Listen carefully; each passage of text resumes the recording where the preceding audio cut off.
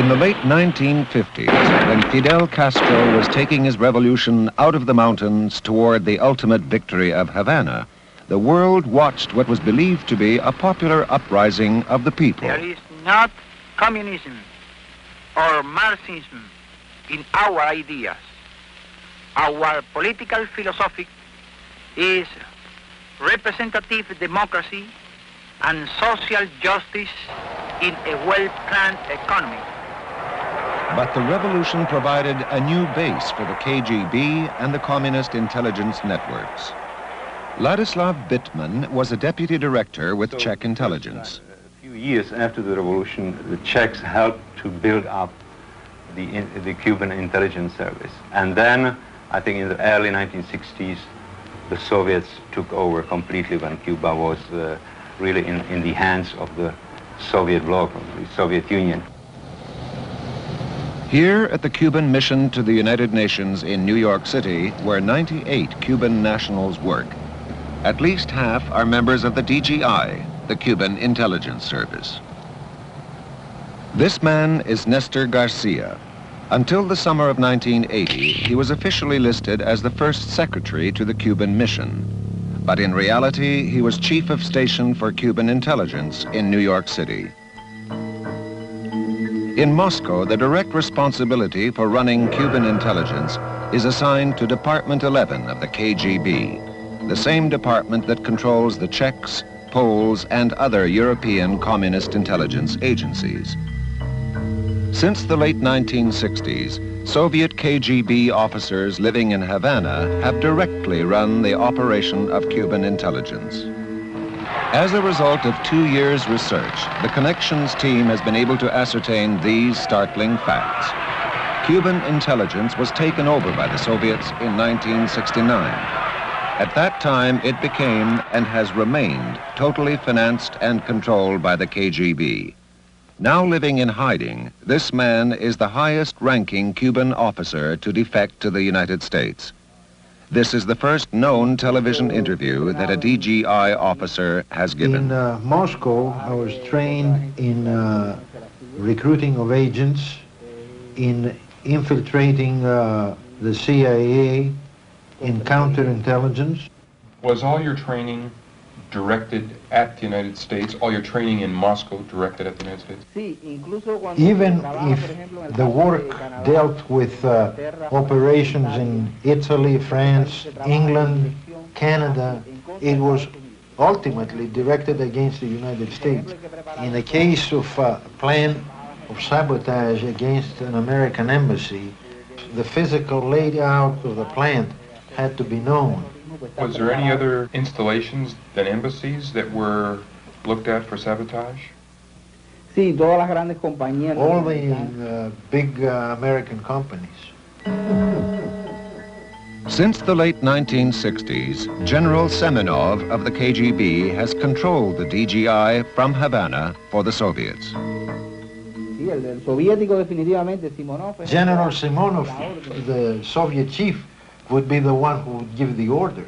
So the Russians controlled Cuban intelligence, actually controlled?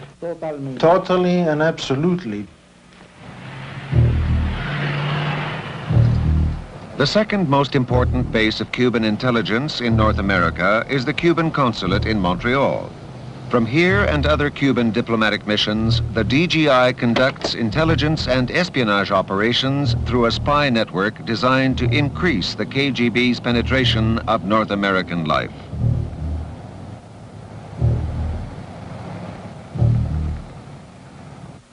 You saw the files of these people in Havana, correct? Yes, I know many. Were they working, for instance, trying to get defense secrets from America? Yes, definitely so. What else? ¿Qué otra cosa? Información política. Political information, economic information, leftist movements in the United States, on the blacks. Información sobre las plantas de... Industrial plants of the United States, like power plants and so on and so forth. Why would they be interested in power plants? This information is necessary to the Soviets. This former DGI officer was shown the official list of the 12 Cubans stationed in Washington at the Cuban Interest Section. How many on that list do you know as being in intelligence? Cuatro. Four. There are 4 on that list. Pero los demás, Certainly, certainly. Have you ever heard of a Mr. Ricardo Escartin? sí, es oficial de inteligencia. He's an intelligence officer. How about Mr. Juan Carbonell? Juan Carbonell es otro oficial de inteligencia. Juan Carbonell is another intelligence officer who was in Jamaica. Jeju Arbolea? También. Also. Mr. Martinez? Sí, ese es otro oficial de inteligencia. Yes, this is another officer of the DGI. 6 months after this interview, Ricardo Escartin was expelled from the U.S. for espionage activities. But the other DGI officers, Carbonell, Arbolea, and Martinez, are still operating in Washington. In the mid-1960s, the black ghettos of America erupted in flames and violence in an apparently spontaneous protest. The riots did not need instigation by outside elements, yet once the conditions were ripe, revolutionaries of the left moved in, funded and supported by the Cuban DGI. One such revolutionary was Philip Luce. What was the nature of your meeting with Fidel Castro? Our nature, first of all, was we met a number of times, but our first meeting dealt with what the group would do in Cuba. Secondly was what we could do in the United States once we returned, and third of all, we received over $20,000 to bring back to the United States. The next year, we were engaged in tremendous riots in New York City, which then spread to Cleveland, to Los Angeles, to other areas. Agitation at that juncture was vital, not only to our cause, but to the cause of the Cubans. We trained people in the use of weapons. We also trained people on how to stand on top of their tenement buildings and throw down garbage cans filled with bricks. We also taught them how to make Molotov cocktails. As a matter of fact, the Cubans at that time said to us, your revolution is your own revolution. But while we were in Cuba, they gave us money to bring back to the United States to be utilized in terrorist activities. They also invited us to the embassy, wherein they gave us money to send young Americans to Cuba who were later trained in terrorist activities. We went to the Cuban embassy on a number of occasions to get funding.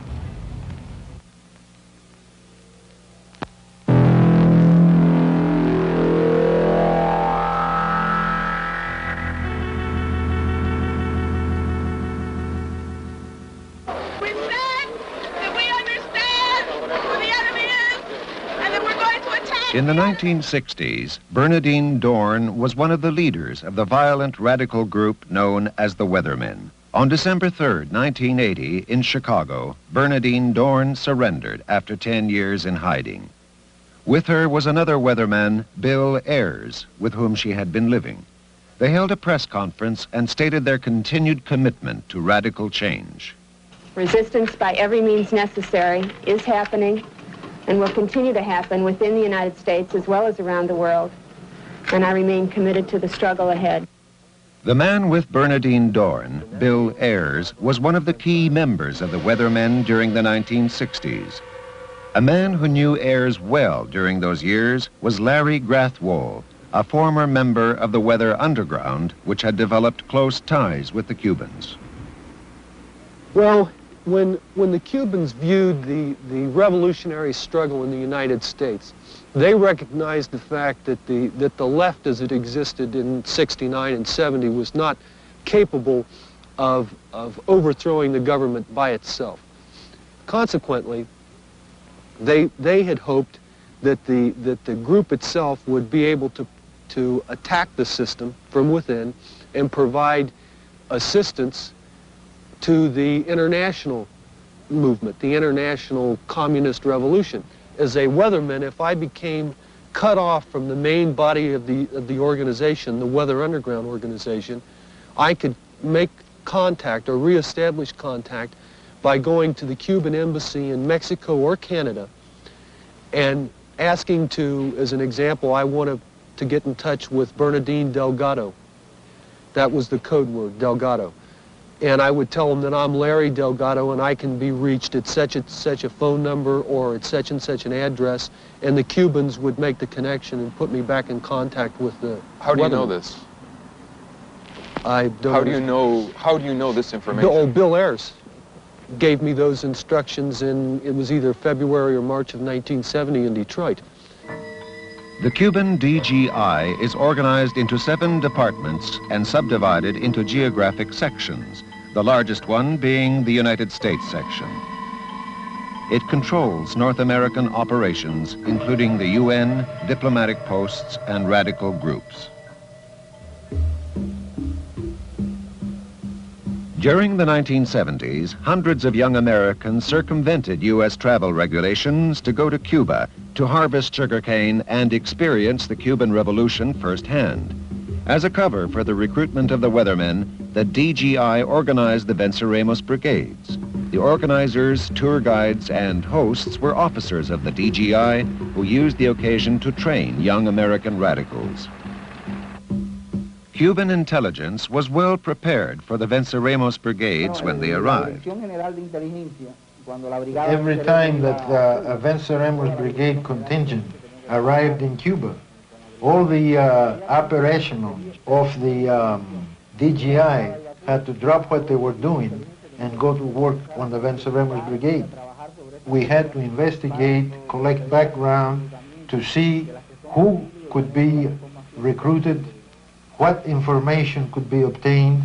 Do you know of young Americans who were recruited in the brigade to work for the Cuban intelligence who came back to America and were secretly working for the Cubans? Sí, y están trabajando. Yes, and they are still working. Still working for the Cubans in America? Sí, definitivamente. Yes, definitely. The brigade was established with the sole purpose of providing a cover for the weathermen to get their people to Cuba for training. And that's why it existed. As a matter of fact, when our people came back off the first Venceremos brigade, in I think it was February of 1970, the criticism that the Cubans had made about the Venceremos brigade indicated that the majority of people being sent there they felt were useless. They really weren't helping them harvest sugarcane. But that it was justified in the sense that here was a means to train and politicize weathermen contacts and weathermen. Cuba somehow had the ability to bring out in young people at that time the feeling of communism with a mambo beat, or somehow that what was happening in Cuba was totally different than what was happening anyplace else in the world. This was the main reason of the interest showed by the Russians in trying to control the DGI, because the Cubans could work far more easily than the Soviets. Weren't the weather people aware that they were being used by the Soviets in some way? No, they view the Cubans as being the vanguard of the international communist revolution. Now, the vanguard essentially means that the Cubans are at the very tip of the spear. They're the leadership. The Russians are being used by the Cubans. Now, this is the weatherman's rationalization of this interaction between the Soviets and the Cubans.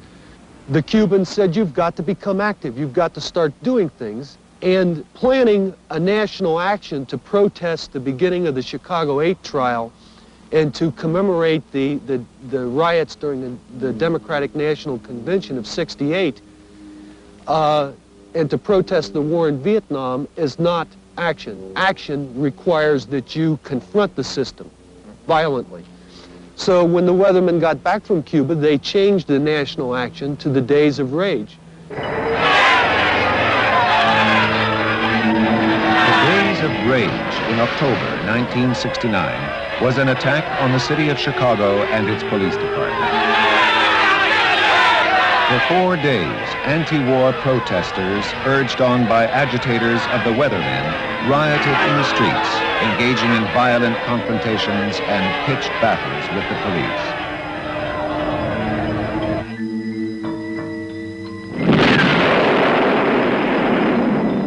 Quebec during the 1960s was rocked by terrorist bombings and confrontations between the police and French-Canadian separatist demonstrators supporting the FLQ.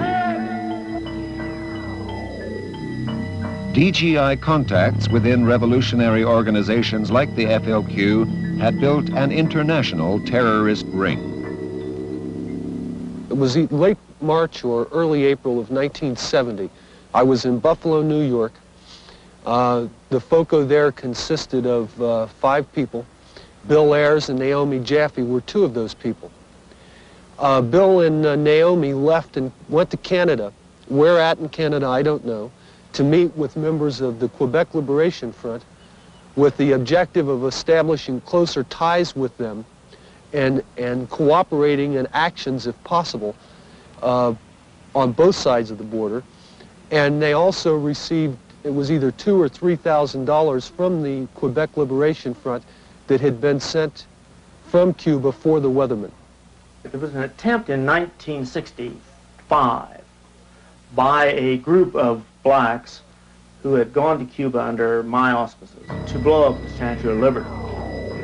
The Black Liberation Front, which had been formed in Cuba in 1964, was the prime mover behind this plot.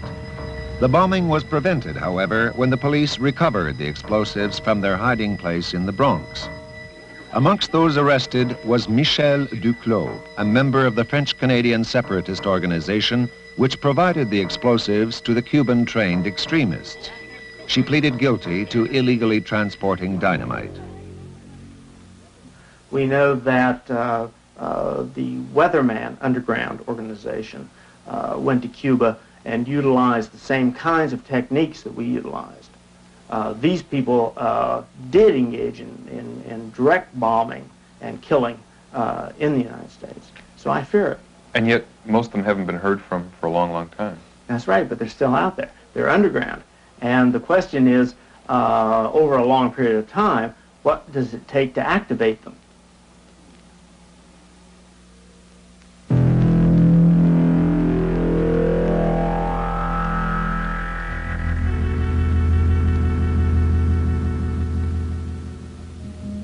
In the 1950s, an obscure, unassuming photographer lived alone in Brooklyn, operating his business from a storefront. Rudolf Abel attracted little attention until it was revealed he headed a Soviet spy ring operating in America. He was caught and sentenced to 30 years in prison. Do you feel that you received a fair trial? I would refer that question to my attorney, Mr. Donnelly. Our American system of trial by jury is the fairest system in the world. In the world of espionage, Abel was known as an illegal, a spy who lives under an assumed name and is controlled by Department S of the KGB. It is Department S that selects the agents who quietly blend into the societies of other nations and lead seemingly normal lives, while secretly carrying out orders passed to them from Moscow.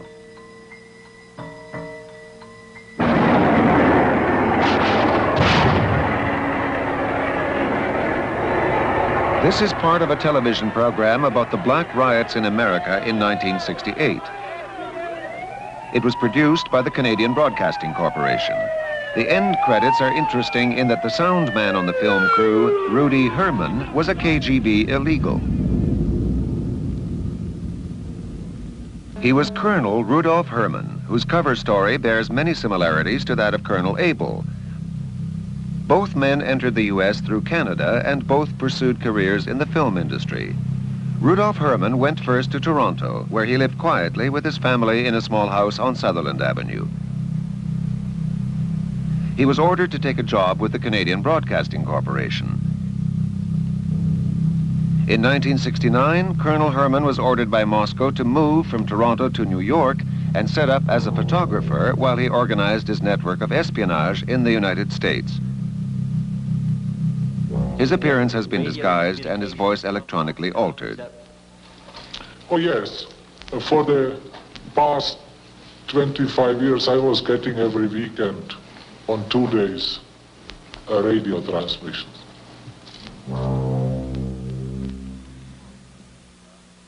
When Herman was finally caught by the FBI, Richard Kinsey was deputy chief of the Soviet desk at FBI headquarters in Washington. He had been sent on meetings, or had been sent to meet people in Canada, for one thing, had he not? Yes, he had. Do you know anything about why he was sent up to Canada? I'd prefer not to go into to that. Colonel Herman traveled to Quebec City, where he went to Laval University and met with a Canadian economics professor named Hugh Hambleton. Hello, are you Professor Hambleton? Yes, I am, yeah. Hugh Hambleton is a specialist in petroleum economics. He has been named by Colonel Herman as a long-time trusted source. Professor Hambleton met Herman many times and supplied him with information. This interview was filmed with hidden cameras. How did you meet Rudy Herman?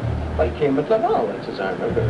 I mean, I'm pretty honest, because When did he come to Laval? I don't know the guy, he faces the guy. I'm being honest, I don't remember exactly. I just know I knew him at Laval. I certainly didn't know him anywhere else. Well, Herman met Hambleton at least a dozen times in Canada, and in 1975 they met in Haiti, where Hambleton passed Herman information about the Chinese embassy. Well, he must have come there to see you. There was a top-secret FBI RCMP operation targeting Professor Hambleton and Colonel Herman, codenamed Red Pepper. What was the reason for the meetings between Herman and Hambleton? Again, you're getting into what is still a sensitive area.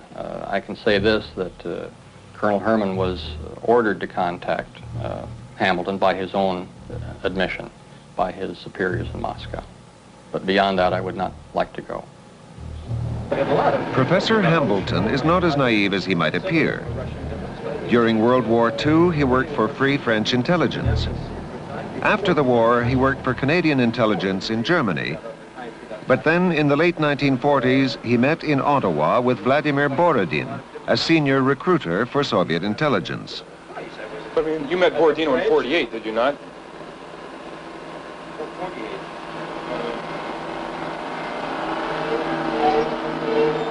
Maybe, it's possible. I guess so. From 1956 to 1961, Hambleton had top-secret security clearance when he worked for NATO in Paris. Professor Hambleton has also made 2 trips to Cuba. He met with a leading Cuban intelligence officer, Ricardo Escartin, who has recently been expelled from the United States for espionage activities. In 1975, he made a trip to Moscow. How come you went to the Soviet Union then? I didn't go, But you didn't go to the Soviet Union at all? What information? Later, he confessed to making a 10 to 12-day trip to the Soviet Union in 1975, where, in his own words, he was under considerable pressure from the KGB. Subsequently, the RCMP raided Hambleton's Ottawa residence and seized a shortwave radio and code books. Professor Hambleton was just one of Colonel Herman's contacts. Herman has provided the FBI with significant leads on Soviet agents operating in North America. His espionage activities were of the utmost importance. My job would be without any importance. I would definitely not spend such a long time in the United States. And besides, during my years of service, I was several times promoted. Now Colonel Herman is somewhere in hiding in the United States, an illegal who came to the surface. Carlo Tuomi is another example of an illegal sent to America by Moscow. You were known as an illegal. What exactly is an illegal?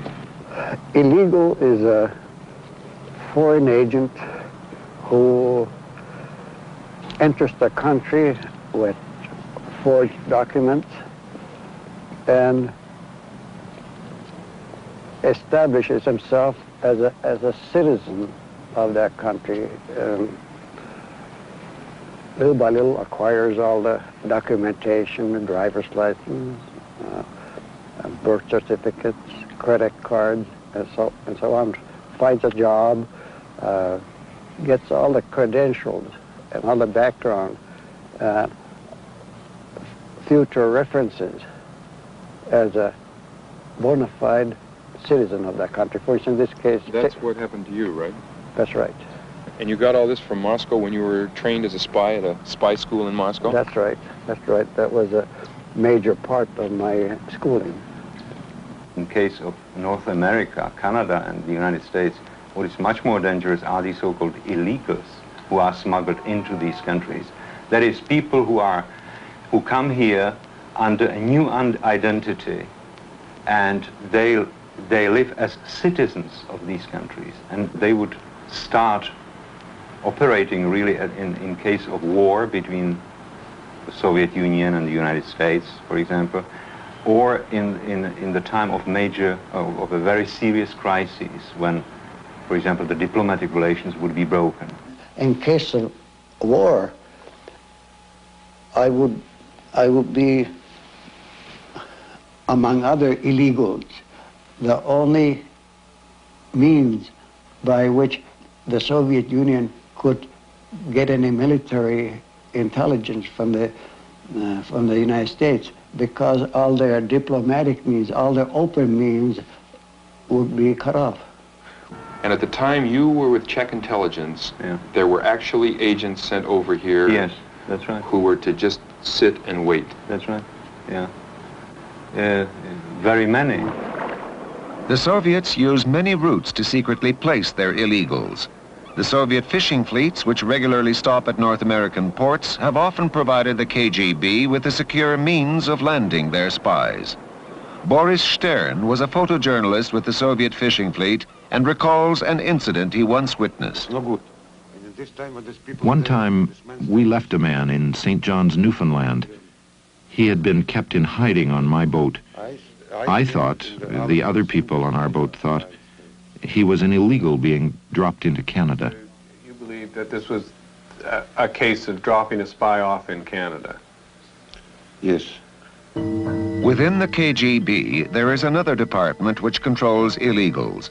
Department V conducts what are known within the KGB by the macabre description wet affairs, assassinations, sabotage, and other violent acts. It is the department that takes care of the dirty work of the KGB. Until he defected to the West, Arkady Shevchenko was the senior Soviet at the UN.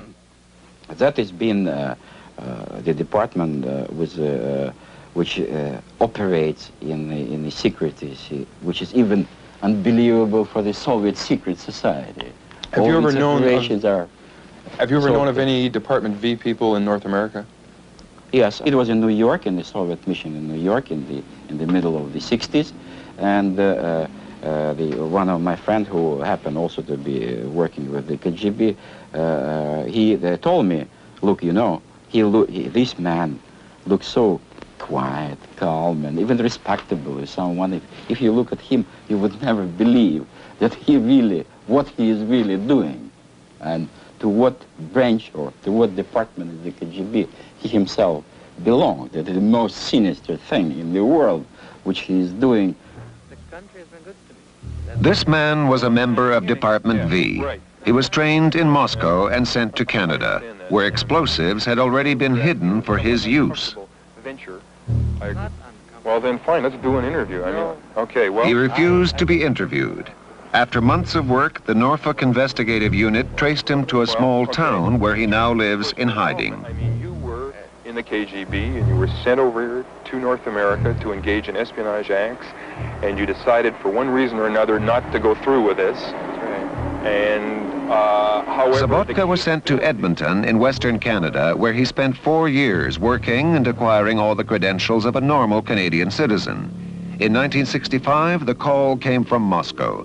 He was ordered to go to a Toronto suburb and observe a house and its occupants. The house was at the time inhabited by one of the most famous defectors of all, Igor Guzenko, who fled the Soviet embassy in 1945. His defection led to the uncovering of Soviet spy rings in North America and was a severe setback for Soviet espionage. 20 years after it occurred, Department V of the KGB was still sending its agents looking for him. If he comes so close, my life, of course, was very, very... And if I open door, incidentally, I never open door. Never open door in my house. possibly went to the wrong house? I don't know, really don't know. So he could be my come in the wrong house or something, but I never myself opened the door.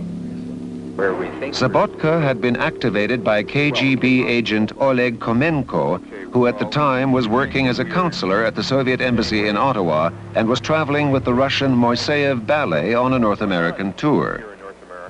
Strategically placed in Western Canada, Sobotka was ordered to plan, in the event of war, the destruction of the key refining and pumping stations that supply much of North America with its energy. Edmonton is also a center of top-secret cold weather testing for Canadian and American forces, and Sobotka was ordered to find all he could about these facilities. He had other important missions, one of which was to act as a link between Moscow and a KGB sabotage network in North America. I would presume it was no accident that you were sent out to Edmonton with oil refineries and all that sort of thing. No, it wasn't. It was not an accident you were sent there? No, it wasn't. And I would presume that they had their plans on that I must really go.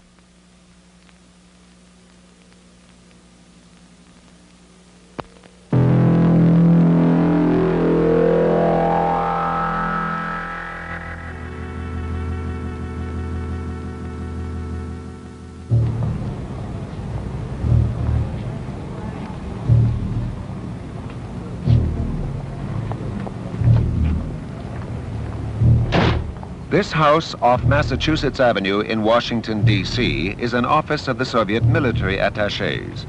Some of these men have legitimate business there. However, most military attachés in reality are spies of the GRU, operating closely with the KGB. Working under the Ministry of Defense, the GRU specifically confines its activities to espionage in military matters. The first chief directorate of the KGB, however, has ultimate authority over the GRU espionage networks. During World War II, Carlo Tuomi was recruited into the Soviet military intelligence. He was born in Michigan of Finnish parents who left America and went to the Soviet Union while he was still a boy. His boyhood knowledge of America made him a natural candidate to become a Soviet spy sent back to the U.S. as an illegal. I was trained to collect military information about the United States Armed Forces with special emphasis on naval affairs and shipment of arms, locations of docks and warehouses, specifically in the harbor of New York, where these arms were being stored and handled, and from where they being shipped to foreign countries. In other words, you were a spy. That's true. I studied the United States in general, the geography, economy, government, armed forces. The woman who was my English instructor had been born in Brooklyn, was a graduate of Columbia University, had an excellent command of modern American English. What about the American culture? I mean, how were you trained so that you would feel at home in America once you got there from Moscow? Well, the basic way of getting me into touch with American reality and culture was by showing American movies. From movies, you can learn quite a bit. How people behave, how they dress, how they talk. And so that's a very important way to train an agent who is to operate in that particular country. One of the agents, he was not an instructor, but he was a more administrative personnel. He took me to a storehouse which looked like really like an American clothing store, where they picked the clothing the right size. Well, the suits and overcoat had to be adjusted. Were these American clothes that were shipped over to the Soviet Union? They were American clothes. A lot of them were from Macy's. I entered the United States by train. I took a train from Montreal to Chicago. So Canada was used as a stepping ground to enter the United States. Is Canada a usual way that the Soviets put spies in the United States? It is considered the easiest way. Soviet agents in the U.S. went to great lengths to create what is called his legend or his cover story. This legend, for the later years where I was employed, especially in New York and in Milwaukee, the Soviet diplomatic intelligence agents had done a lot of groundwork. They had studied these different places. They took pictures from the outside. They had even some pictures taken inside of these places. In Moscow, Tuomi was shown these photographs of a lumber company in the Bronx where he was supposed to have worked, and of a General Electric plant where he was also supposed to have been employed. They have been taken by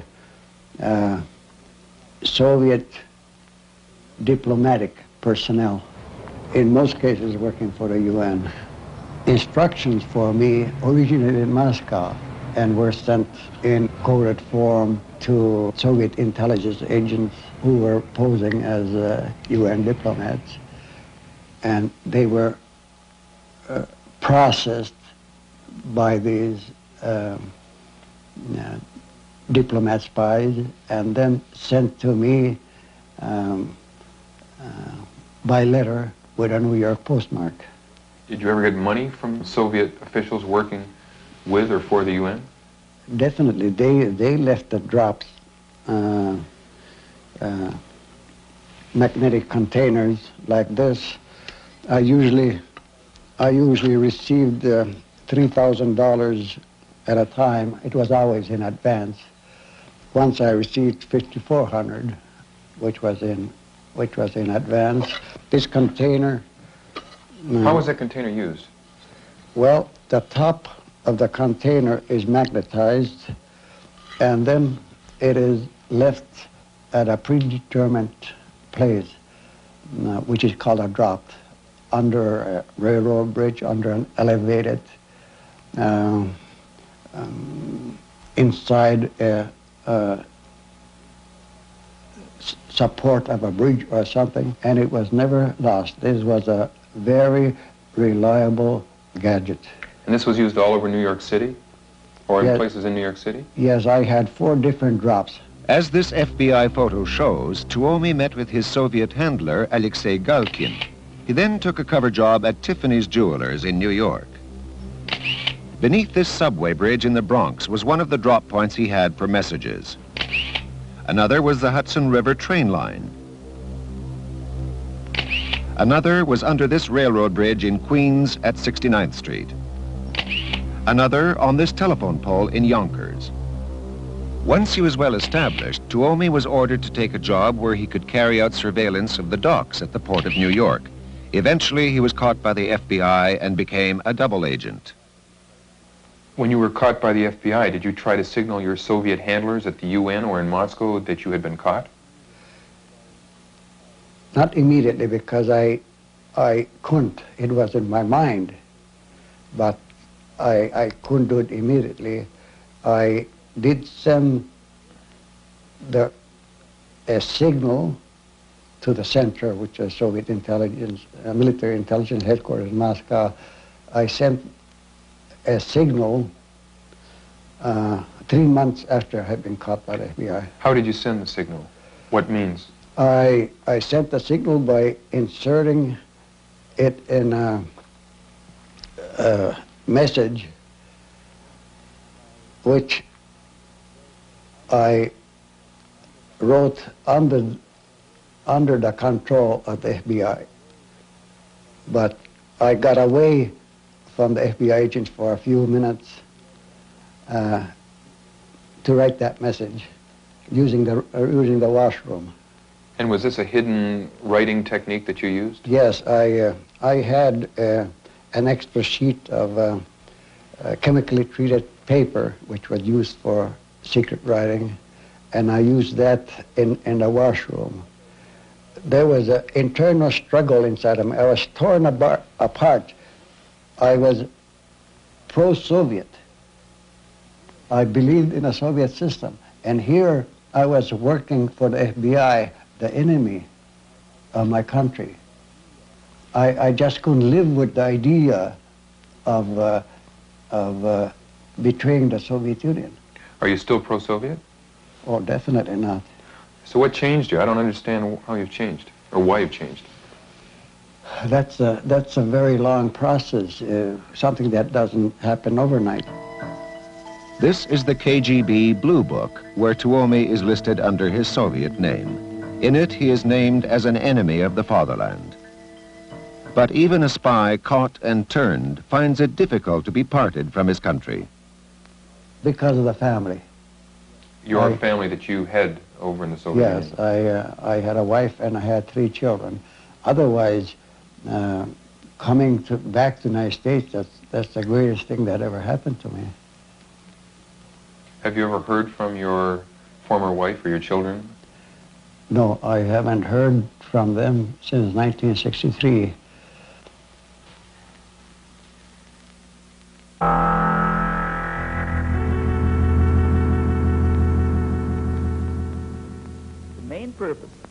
Yuri Bizminov is a former KGB agent. Follows the statement of a very ancient Chinese philosopher, Sun Tzu, who was born 500 years BC, before Jesus Christ, who said something to the effect that fighting war on a battlefield is the most stupid and primitive way of fighting a war. The highest art of warfare is not to fight at all, but to subvert anything of value in your enemy's country, be it moral traditions, religion, respect to your authority and leaders, cultural traditions, anything. Put white against black, old against young, I don't know, wealthy against poor, and so on. Doesn't matter. As long as it disturbs society, as long as it cuts the moral fiber of a nation, it's good. And then you just take this country, when everything is subverted, when the country is disoriented and confused, when it is demoralized and then destabilized, then the crisis will come. Within the KGB is a department that specializes in planting false stories and forged documents to distort others' perception of reality. It is the department that deals in disinformation. Department A of the KGB set up and controls the disinformation department of Czech intelligence. Ladislav Bittman was deputy director of that department when he was with Czech intelligence. Disinformation can have a variety of forms. It's basically an information deliberately misleading that is leaked through a variety of channels to the opponent to deceive him, to deceive the decision makers in the United States or Germany or Britain, or it can be a disinformation to deceive the public opinion around the world or in a specific country. You got to be fairly good at this when you were with Czech intelligence, didn't you? Unfortunately, I have to admit, yes. One of Bittman's audacious schemes was to recover phony Nazi storage chests from a Czechoslovakian lake. The chests were filled with genuine Gestapo and SS documents supplied by the KGB and specifically chosen to rekindle animosity towards the Germans decades after World War II. And I was a member of the diving team, and when I talked with few people in the service about this, we came to the conclusion that this is a very good opportunity to play a dirty game against West Germany, that we would actually put something on the bottom of the lakes and make it a big discovery. So we prepared several German chests. Supposedly they were thrown into the lakes by Germans who were just fleeing Czechoslovak territory. The cases were brought from the bottom in front of television cameras. The documents were then displayed in an elaborate press conference aimed at weakening the solidarity of the NATO allies. It was quite successful in Italy, in France, in Austria. The press of these countries published them, and basically the tone was anti-German.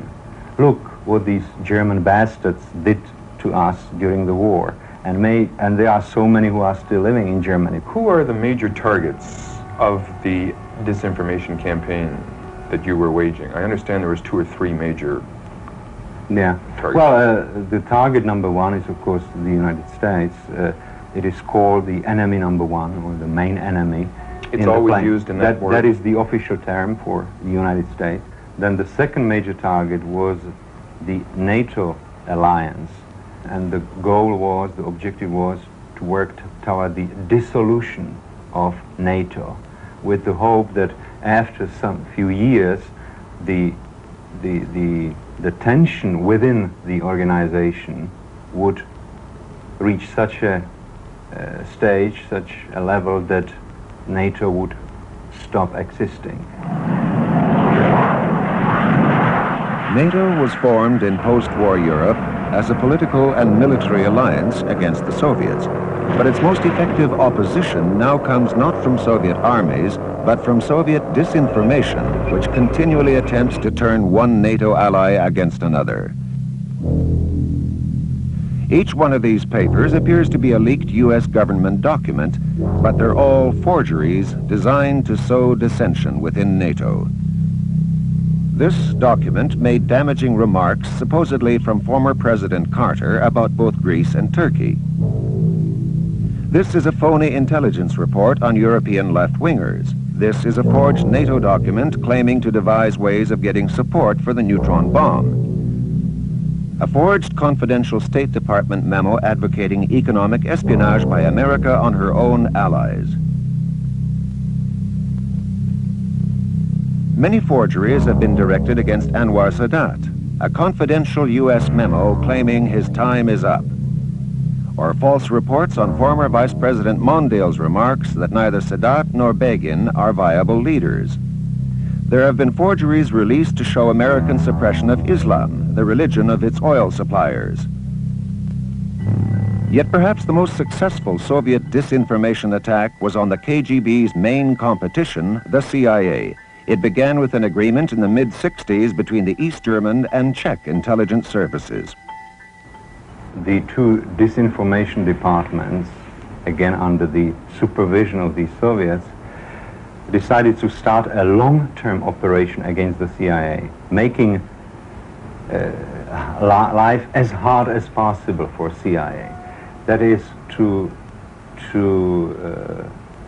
label many American diplomats, politicians, cultural representatives abroad as CIA agents and paralyze their positions.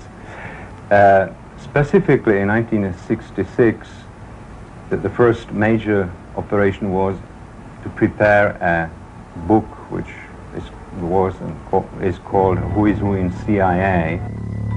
The book, Who's Who in CIA, was the beginning of the exposés that seriously undermined American intelligence capabilities for almost a decade. So powerful was the impact of this book that its imitators, like Philip Agee's Covert Action Information Bulletin, frequently refer to it as source material, as do other major news sources. It was used as a source in this ABC nightly news television broadcast in November 1980, claiming that the Reverend Jim Jones had a secret CIA associate before the Guyana massacre. This man, Richard Dwyer, is the focal point of many of the questions surrounding the possible CIA involvement at Jonestown. He's a career diplomat who served in sensitive posts throughout the Mideast. 2 years ago, he was the deputy mission chief in Guyana. He is listed as a CIA agent in a publication that for years has specialized in such allegations. The CIA denies the accusation. But it was Ladislav Bittman who was one of the real authors of Who's Who in CIA. And although it was not published under his name, the book received exactly the attention he hoped it would. Shortly after coming to the United States, I found this book in many bookstores. I have it at home.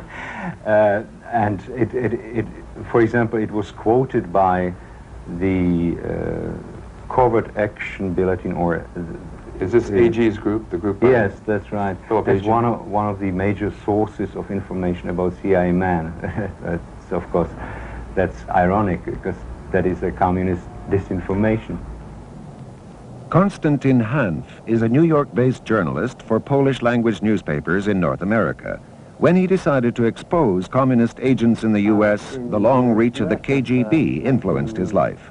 1976, we started a wave of exposure of Soviet and Polish communist intelligence network, especially here in New York. We exposed agents mostly working around the United Nations. What agents were these? Who were they working for? For the KGB. Any other? Polish Communist Intelligence Service, which is actually nothing but an arm of KGB too.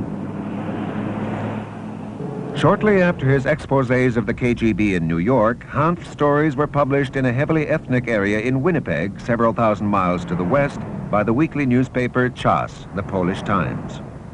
In July 1978, on a day the paper had not planned to publish, a bizarre edition of the weekly was put into circulation with articles and semi-nude photos designed to offend its conservative and older readership. It was done in a very clever way, you know, because the look of it was exactly the same as we would have printed, you know, but some things struck us right away. For example, right on the front pages that beautifully breasted women, you know, which we wouldn't have never put into a paper simply for different reasons, you know. But our readers are mostly middle-aged people who would never dream of doing anything like that, you know. Inside the paper we have a picture of one of our correspondents in the uniform of a German Wehrmacht, you know, and the letter supposedly written by a Jewish writer referring to our journalist, a contributor to the paper, Mr. Hanf, as a war criminal, Nazi war criminal. The funny part of it is that when the war ended, he was about 18 years old, you know, and yet they said that he was high-ranking officer, you know, that he has killed so many Jews and this and that, you know. And there's another article portraying Mr. Hanf as an agent of, you take it, KGB, CIA, FBI, everything under the sun. It has become a classic case of Soviet bloc disinformation on a very personal level.